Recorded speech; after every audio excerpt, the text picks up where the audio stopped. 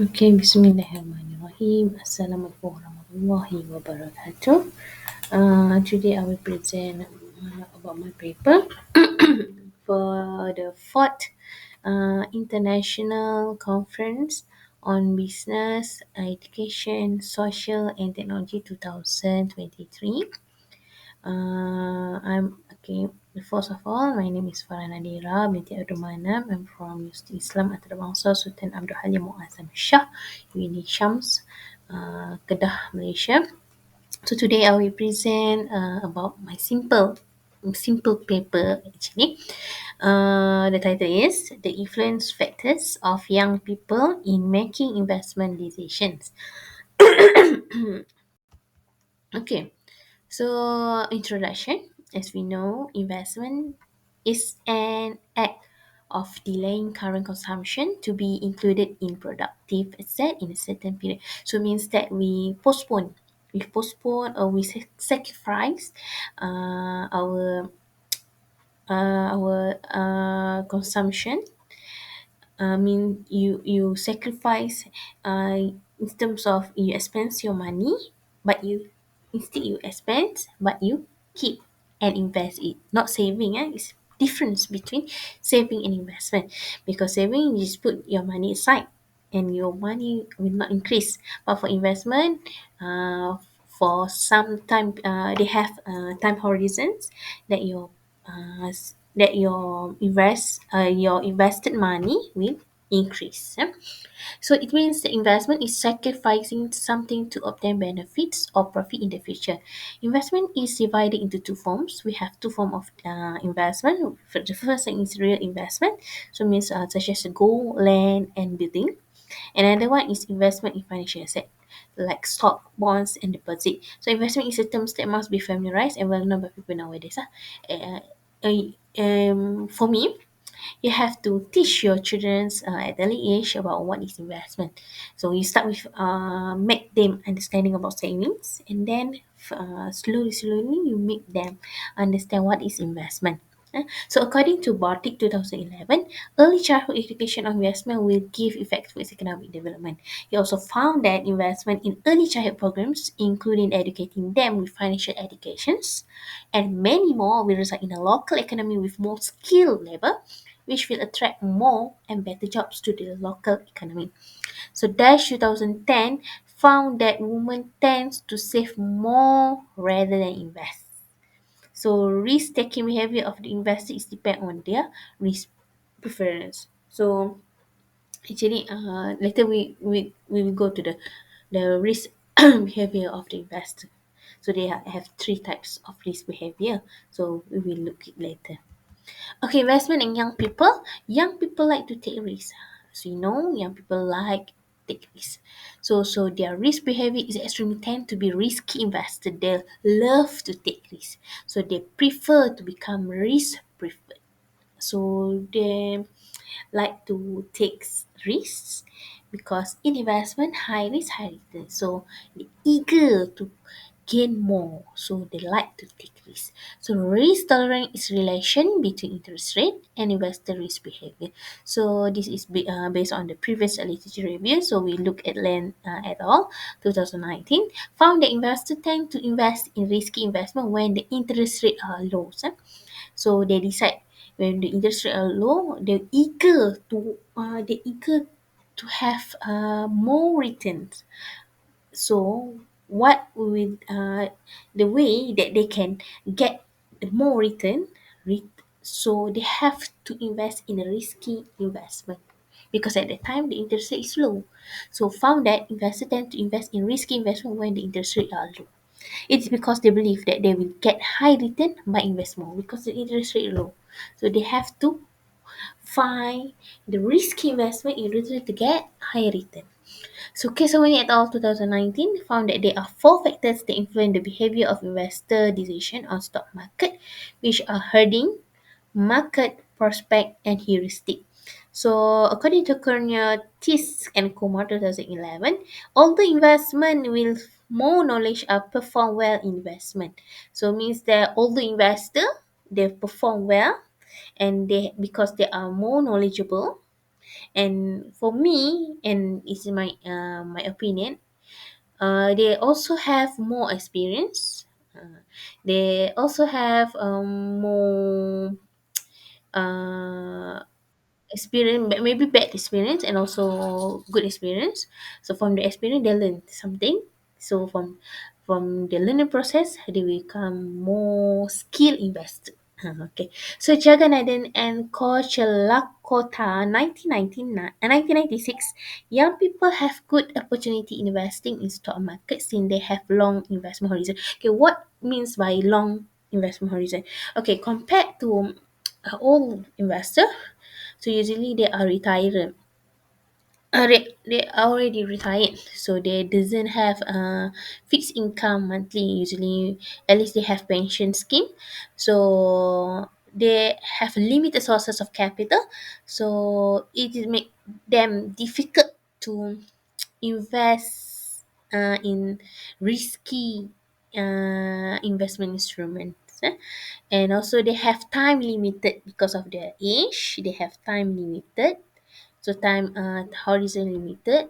So they prefer to choose investment that low risk because they don't want to gamble their capital. So compared to young people, they have fixed income. Maybe at early age of their career, they have fixed income, monthly income, and they are eager to get more money. So they decide to invest in a risky investment instruments, and also they have advantage in terms of age because they are still young. So they have more longer time, long investment horizons. So they have a longer time to invest more, and they have a longer time to gain capital and to get profit or return more lah compared to the retired person, because they have limited in terms of age. Okay, risk and return. So I think mm, all of us know that this is a uh, low lah, a low of the risk and return. High risk, high return, low risk, low return, and risk and return is highly correlated. They move together. So when one high, another also high. So according to Anya Alifi 2019, demonstrated that loss aversion has no effect on investment decision making, while risk perception has a significant and negative impact. On the other hand, risk tolerance and excessive confidence have a significant and positive impact. So means that risk tolerance and the confidence level is important factors that influence the investment decision making. Okay. Okay, confidence level versus knowledge level. Okay, knowledge is important when you want to do anything, including investment or anything. You have to have knowledge and also confidence. And investment is about confidence also because this is what you are putting some effort in terms of money or capital. So you have to full with your full heart. You have to have be confident to sacrifice in, for example, your savings, your capital, in order to get more return. Yeah? So you hope, I'm sure everybody invests, they hope for more return. So confidence level is a measurement on what level that he or she believe what himself believe. Trust with your choice, so means you have to be confident and accept whatever the outcome or return. As an investor, it is useless if you doesn't have self-confidence. Be confident is good, but being overconfident have the pros and cons. So for me, basically investment you have confidence and knowledge, and also you have to become a lucky person. If you're not a lucky person, it, you can try and try again. But if you're lucky, it's bonus for you to to participate or to involve in the investment industry. So if you are a lucky person. Okay, according to Let et al. 2020, conducted additional research to investigate the possibility that optimism and confidence are two distinct psychological mechanisms underlying the moderating effect of investment horizon on investment decisions and conflict of interest disclosure. According to Yao and Rabani 2021, found that the level of confidence in one financial knowledge moderate the positive correlation between portfolio risk and investment risk tolerance. So financial knowledge is become positive correlation between your positive portfolio risk and also your investment risk tolerance. Okay, Pukilina 2017, subject who are overconfident in their financial knowledge are more likely to invest too much. So because you are too maybe you are overconfident, because you confident that you have the knowledge, so you are more likely to invest too much. So they select high investment level, then they are more cautious peers. So they are brave, risky person. Okay, Fed et al. 2017 indicate that skilled people are more overconfident than unskilled people. So when you have knowledge, means you are skilled, so you have more confidence compared to people that mm, not knowledgeable, or their knowledge skills is lower. Okay, Fisher and Sluka 2018. For people with high level of human capital, we find that confident in one's ability to learn raises incentive. On the other hand, confident in one level of human capital, lower incentive. Okay, Robert et al. 2018 investigate the connection between investor confidence, knowledge, characteristics, type of own investment, and help and information sources. The analysis produce a general investor profiles that can be used by financial planners to gain a deeper comprehension of the distinct investor profile of particular investment type. Annuities, cash value, life insurance, and commodity were more likely to be held by investors who display excessive confidence in their financial knowledge. Additionally, it was determined that financial planner play a significant role in promoting portfolio risk mitigation and diversification. So for me, whatever your knowledge level, whatever your confidence level, so the diversifications and risk mitigation method is very important when it comes to the investment. You have to diversify your portfolio risk, you have to diversify, and you have to mitigate it. So I'm sure that everyone want to get more return, but you have to be careful, and you have to consider about the don't put all the eggs in one basket.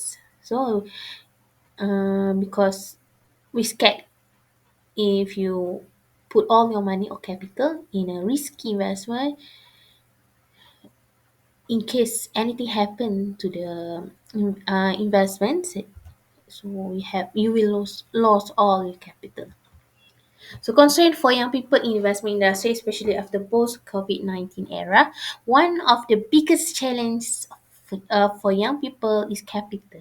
Most of them are freshly graduated and unemployed, but it doesn't mean that they will become the obstacles, because nowadays there are a lot of young investors that become rich through investment. Me as a lecturer, so there are a lot of my students, they become richer by investment. They are, I think they are more richer than me. I'm not sure they learn from who the investment skill, but I'm sure um, nowadays you can learn from social media. So it's become it's become trend. For me, it's like a trend. So young people like to invest their money, and the capital. You only have to put a small capital, so you don't need to put biggest or 100,000 for example. So I think 1,000 is enough, or 100.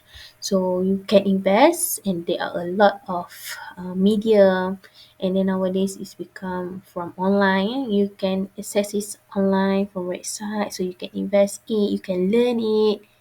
So most of my students involved in the investment industry, and they do better, so they can live with that money from the return. So I'm sure that I'm sure they learn from other people's, and also from their experience itself. So Baseto and Kalatsis 2011 suggest that companies with high level of volatility and cash holding are more financially constrained and are more sensitive to investment cash flow. Due to liquidity issues, businesses want to maintain strong cash level in order to support potential future investment without the need for outside funding. Guariclia 2000 8 imply that access to external funding, a long-standing issue of governmental concern, may be considerably limiting successful young small enterprise ability to invest. So effect of investment industry towards economic performance according to in 2020. According to the study, such investment have significantly boosted China economic growth, gradually closing the gap between physical capital and information and communication technology investment while maintaining the importance of human capital in economic growth. Macro variable and adjustment speed have a mutually beneficial influence and only their efficient combination can maximize economic performance. Gail Falson in 2006, the degree of education and investment are directly related to economic growth, which inversely related to the availability of natural resources, initial income, and both. Albulescu 2015, only investment in stock and fund have a positive effect on GDP per capita. This fact holds true for both inward and outbound foreign direct investment and foreign portfolio investment, as well as both type of investment. For the debt instruments, however, there is no evidence of any meaningful impact. So this is the discussion and conclusion. Okay, so from all my reading from the this title from the previous literature review, I found that luck is one element that you cannot learn, you cannot buy it, but it's gifted. For me, it's gifted. Luck is element that enhance your investment skill, and the second one is from the experience and from your mistake. You can learn it. From learn, will become good investor if you learn from the experience and your mistakes. Okay, this is suggested framework that I found from my reading. So there are four factors: knowledge, confidence level, risk behavior, and the return promise. So from these four factors, you put together, and Alhamdulillah, if you have strong capital, these four factors, and then to put together with your strong capital, huge capital, so you can decide what your investment instruments, where you want to invest in stock market, which one, which industry, which company you want to invest. So you have four factors together with capital, and you can decide where you want to invest. So that's all. Thank you. Assalamualaikum.